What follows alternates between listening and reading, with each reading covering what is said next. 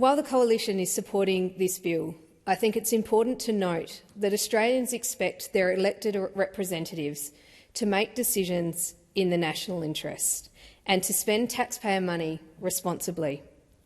Last week, Labor MPs were dancing through the halls of Parliament like TikTok influencers, patting themselves on the back, celebrating a one-off 20% student debt reduction for a select few.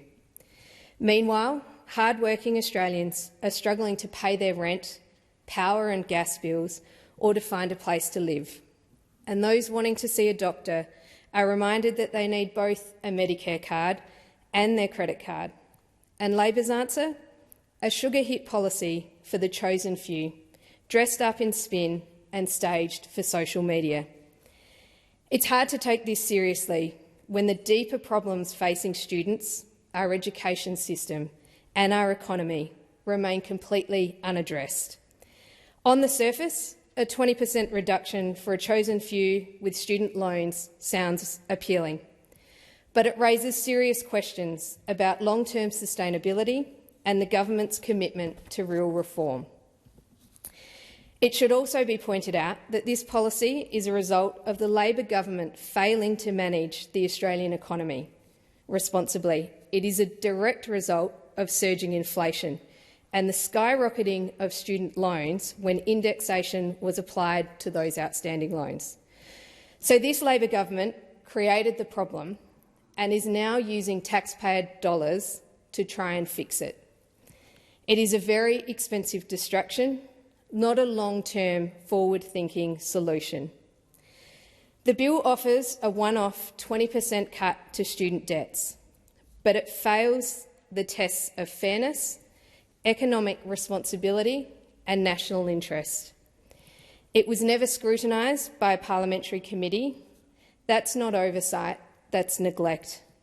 And as the Coalition has pointed out, it unfairly benefits one group, university graduates or students, at the expense of others. What about the young Australians who didn't go to university, who are working, paying rent and doing it tough? Their tax dollars are now being funnelled to fund debts that they never incurred. It also disregards the millions of Australians who paid off their HECS debt in full without any discount, and it ignores future students entirely.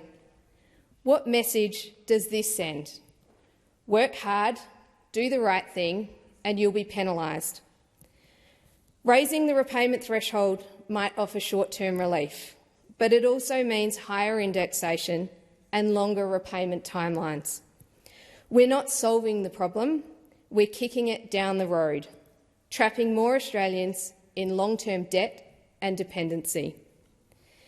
This policy comes at an eye-watering cost of $16 billion. That's not saving students money, it's shifting the burden onto families, tradies, small businesses and retirees. Australians who never took out a student loan are now footing the bill.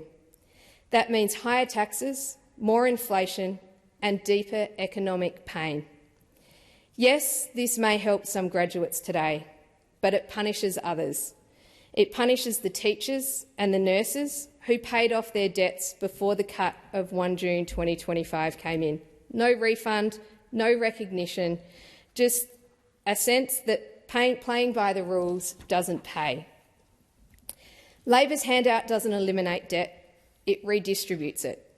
From the Barossa Valley farmer to the Port Lincoln fisher, it's robbing Peter to pay Paul.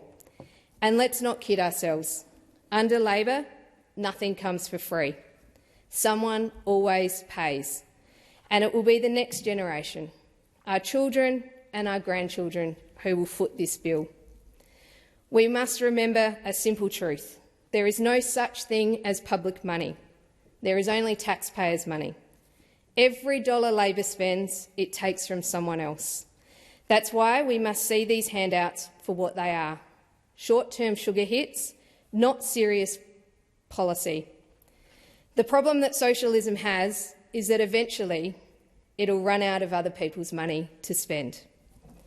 This measure fosters a culture of entitlement, and fuels expectations of more handouts before every election.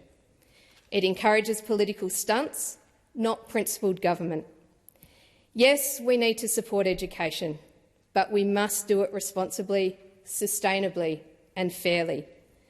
As a parent and former education executive, I support improving access to education and learning and reducing barriers to opportunity. I spent nearly 2 decades doing just that, but not at the expense of those who never went to university or those who have already done the hard work of repaying their debts. This is not a plan for the future, and Australians deserve better. Thank you.